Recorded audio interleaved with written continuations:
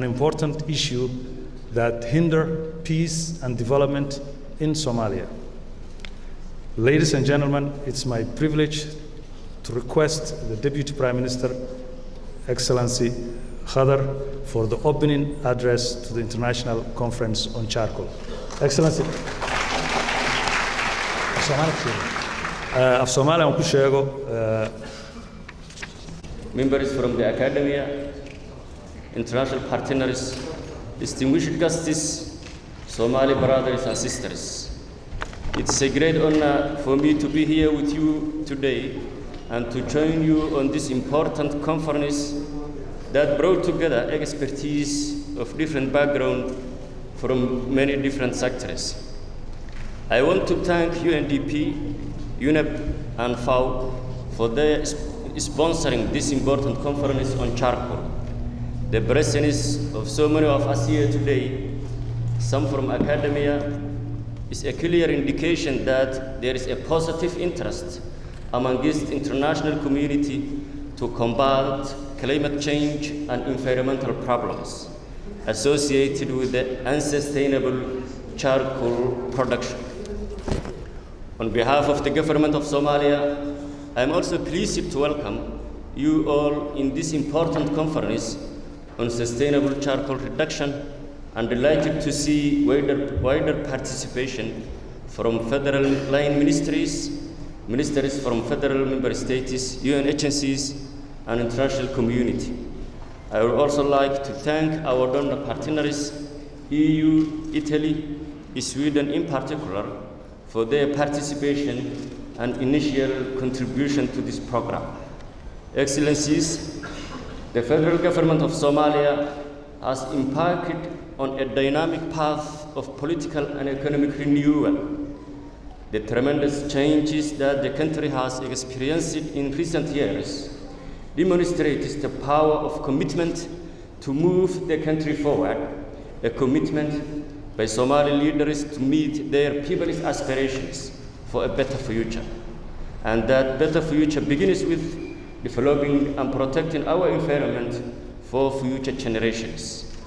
Excellencies, just to put the charcoal problem into a historical context, the ban of charcoal export was in place prior to the civil war as a result of an executive decree issued by the former Somali government.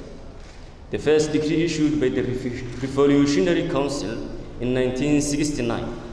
In 1969, Somalia was one of few countries that acknowledged the causal effect of charcoal production. And now, almost 40 years later, we are gathered here to address how to tackle the same charcoal issue, which is a national threat to our ecosystem and environment. At the request of the Somali government, the UN Security Council adopted Resolution 2036 in 2012, which seeks international cooperation to ban illegal exports of charcoal from Somalia. The revenue of charcoal has benefited Al-Shabaab and finances its terrorism operations in Somalia as well as the region. As a government, we expressed our concerns to the countries in the Gulf to seek alternatives for their consumption of charcoal and support us in eliminating the export of charcoal from Somalia. As a result, the Saudi government enforced the UN Security Council Resolution 2036 and banned import of charcoal from Somalia. The federal government of Somalia, thank you. The federal government of Somalia is committed to reducing the charcoal consumption by identifying sustainable sources of energy to overcome the environmental degradation and reverse the impending threat against Somalia's fragile ecosystems. The federal government of Somalia reaffirms its commitment to adopt new measures by regulating charcoal industry and supporting sustainable charcoal reduction in Somalia. As a result, the Council of Ministers, before 2 weeks, renewed the prohibition of charcoal export, and we have issued a resolution which is further implementing the 1969 decree and UN resolution on charcoal export prohibition. With that, the federal government of Somalia will support the outcome of this important conference, and let me reiterate our unconditional support of this program. We must ensure that the program objectives are met and that the program supports the federal government of Somalia as well as countries in the Horn of Africa and the region to produce pertinent legal instruments and strengthen enforcement mechanisms at national, regional, and local levels. Promote alternative sources of energy to reduce local charcoal consumption, mainly on renewable energy, benefiting from wind resources and solar resources. Provide alternative livelihoods to the charcoal value chain beneficiaries involved in the charcoal production and trade, and countrywide reforestation and afforestation to regain the productive potential of the environmentally degraded lands. The federal government considers this flagship program an important priority, which is expected to clear the way for more restorative environmental programs to increase support and reduce domestic charcoal consumption. As pastoral society, over 80% of Somali population depends on the livestock, and that demonstrates the huge importance of the ecosystem to both livestock and people across the country. It is crucial that a holistic response should be produced to address the issues of charcoal in Somalia, both on the demand and supply side have to be tackled. Finally, our resolve is firm to reverse this environmental catastrophe Somalia faced, and with the support of the Somali people and international community, we will consolidate our resources and human capital and are committed to achieve the core objectives of this program. Clearly, we understand the difficult road ahead of us and in our journey to make Somalia a better place for all. But with the resilience of our people and leadership, we are driven to continue the march until we fulfill the common aspirations we share as a nation. We will not relent in this struggle to combat against charcoal production, and I am confident that the Somali people will succeed. Finally, I would like to declare this conference officially open. Thank you very much.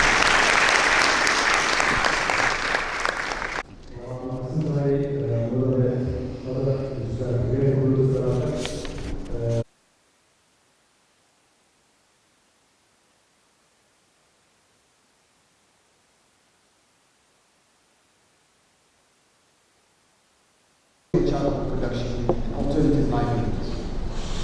This program, as I mentioned, is implemented by UNDP, UN Environment, and FAO with support from Sweden, European Union, and Italy. The program works to provide alternative energy and livelihood options to charcoal use and production in Somalia, which will help stop the trade at its source.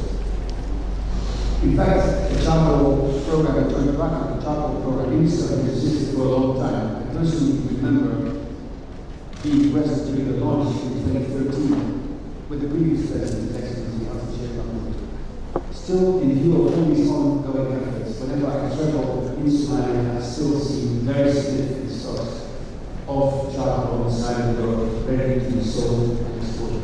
So it is continuing. The Somali charcoal program deserves more support from our international partners. It currently has only 1/4 of funding required to achieve its objectives. Ladies and gentlemen, we know that we can curb the charcoal trade by first of all strengthening partnerships in the Gulf and Horn of Africa to stop illegal charcoal trade. And secondly, to agree to regulate and enforce policy at the regional and international levels. We know we can reduce the domestic consumption of charcoal in Somalia by 80% by introducing more efficient stoves in urban areas Secondly, by expanding the use of cleaner liquefied petroleum gas and biomass briquettes to all urban centers. And lastly, planting sustainable strawberry plantations for charcoal use within Somalia. Furthermore, we must develop Somalia's solar energy industry, build skills in other industries such as fisheries, agriculture, reforestation, improve livestock processing for export, and to harness wealth and genuinity, develop markets for other products. The Resilience and Recovery Framework, on which the federal government of Somalia is about to embark, provides a unique opportunity for us to develop these alternatives. The United Nations is here to support the government in bolstering the export of charcoal and strengthening its partnerships with the Gulf states, the private sector, and the international community to make all this happen. I wish to thank again the federal government for hosting these important conferences and partnerships with UNDP, UN Environment, and FAO. I would like to renew my appreciation to the European Union, Italy, and Sweden for funding the joint program. I wish you all fruitful deliberations for the next 2 days. Thank you very much. Topic: charcoal production, consumption, and trade. First of all, I would like to thank the federal government of Somalia for hosting this conference. Our executive director, Mr. Eric Solem, would have been very happy to be with us today, but unfortunately, he had a commitment at the last moment and could not make it, but he asked me to represent him here. As you may know, charcoal production and exports is an economic activity that dates the pre-colonial times. It has long served to meet local and regional energy needs, as well as providing livelihood opportunities for many families. Over the last 15 years, the region's annual production of charcoal has grown from an estimated 16,008 kilotons of oil equivalent in 2000 to 20,268 in 2005, increasing to 27,113 in 2010, and was projected to grow to 32,442 kilotons of oil equivalent in 2015. This represents an increase in production of over 50% in 15 years period. The outlook shows a continuous growth in production in the face of dwindling woody biomass stocks in the region.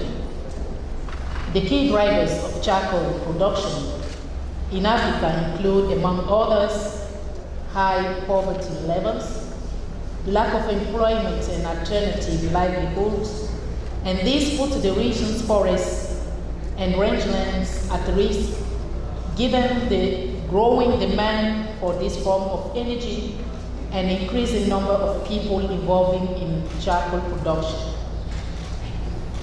The charcoal value chain beneficiaries include the following categories of people: producers, laborers, input suppliers, loaders, truck owners, truck drivers, small transporters, creditors, wholesalers, retailers, stove makers, stove retailers, tool retailers, scrap metal collectors and traders, clan leaders, government officials, and consumers.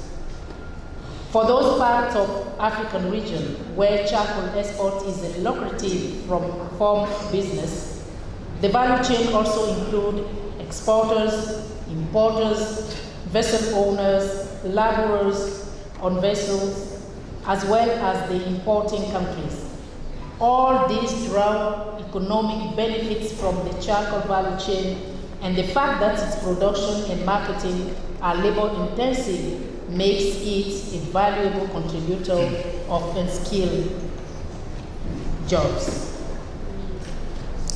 In Somalia, for decades, the country struggled to implement the ban of charcoal and firewood export. The gradual erosion of state institutions, which resulted in complete lawlessness and an outbreak of full-fledged civil war in 1991, only further undermined the initiative. The protracted conflicts, weak law and order, vague rules over resource control ownership, and the lack of alternative energy sources the last decades have seen an increase in unsustainable charcoal production. Consequently, the trade has accelerated trends such as environmental degradation through deforestation, loss of all forms of woody mass, land degradation and damage of water catchment, loss of biodiversity, and contribution to climate change. Despite the 2012 UN Security Council resolution on ban of the importing Somalese charcoal, the trade has continued at a pace.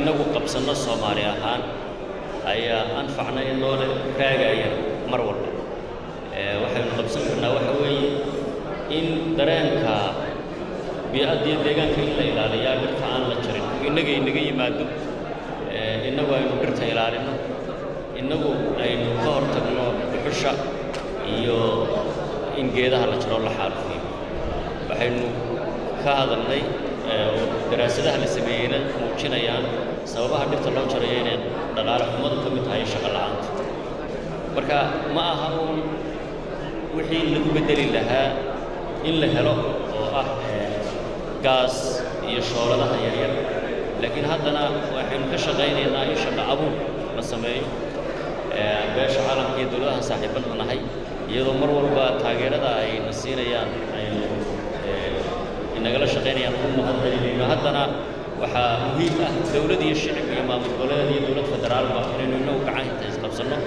inagu ka fikirno qorshihii aynu dalkeena ku badbaadin lahayn aynu maskaxda uga saari lahayn dhaqanka iyo fikirka ah ku tiirsane inaynu cid kale ku tiirsanno inay wax noo qabtaan dowladda federaalka Soomaaliya siyaasadihii iyo shuruucdii iyo nidaamkii suurtagelinayay in biyaadda lagu ilaaliyo deegaanka lagu ilaaliyo dhirta lagu ilaaliyo ayay mar walba dejinaysaa dhawaanna golaha wasiirada wuxuu ansixiyey go'aan fulinta iyo la dagaalanka dhoofinta. Has a certain smell, a certain fragrance that makes people, particularly in the Gulf, appreciate it, and therefore it is being quite widely used still. The plan that we have has to be a collective plan. Of course, it's not just a plan by the United Nations, but it's something that clearly needs to be done together with the Somali government. The users, particularly the Gulf states, that they will no longer be using, and they have made that declaration before Somali charcoal. The problem isn't so much in the intention in saying, well, we're not going to do this anymore. The problem is in enforcing it. And we all know that across the Arabian Sea, there's a great illegal trade of various items going back and forth, and that includes charcoal. So there also has to be a willingness on the part of those countries that use the charcoal to clamp down on this illegal trade coming in. It's illegal trade, it is not official country-to-country trade. So it depends on the goodwill of these countries to really clamp down on it.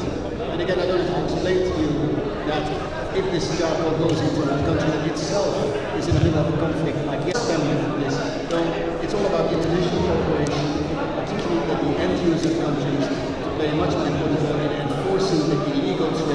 across the Arabian Sea in particular, both near and Java.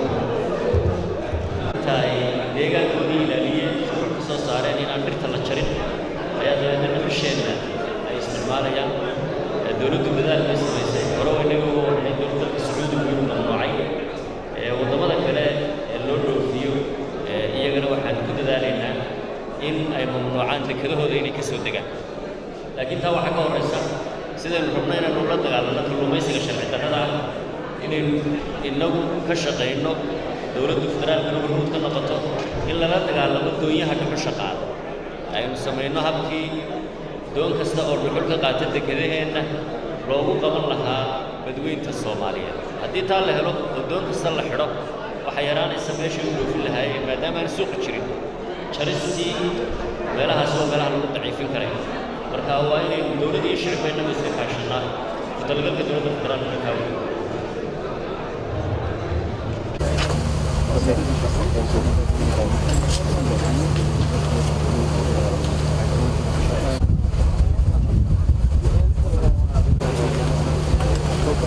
And